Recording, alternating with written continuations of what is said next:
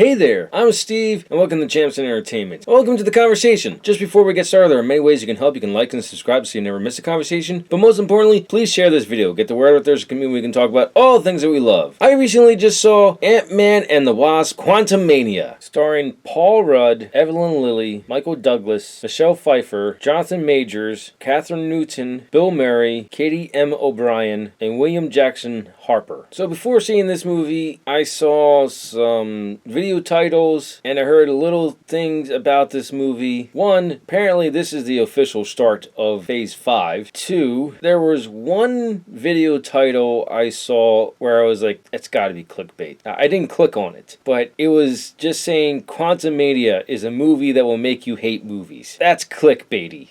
Because this is not the best Marvel movie out there, but it's certainly enjoyable. The movie starts out with Scott Lang narrating and summarizing what has happened with him since the first Ant-Man movie through the Infinity Saga. And at some point, he gets a call from jail. He says it out loud. He's at his own book signing. He's like, why is jail calling? And apparently his daughter Cassie is in jail. She's been out protesting, helping other protesters, and in doing so, she's been getting arrested. They kind of keep it vague what she's protesting. I think it's the movie's shorthand for saying she's a teenager and she's rebelling. Scott tells her, like, you can help out, but there's better ways to do that. And he seems to be the only one saying that. Everyone else is like, you gotta let her do her own thing. I mean, look, remember what you were doing at her age and stuff like that. And then they kind of bring it up, but it just hard segues into the fact that since Scott's been gone during the blip, if you're not familiar, when Thanos snapped his fingers, half the population of the universe disappeared, but Scott didn't because he was in the quantum realm, and then he came back, and it's 5 years after that, and he sees his daughter going from like a 7-year-old to a 12-year-old. Oh no. He just sees his daughter almost all the way grown up. I can't remember how old she was in Ant-Man and Wasp, but now she's like 15, 16 here, and this entire time she's been learning about the quantum realm and physics and quantum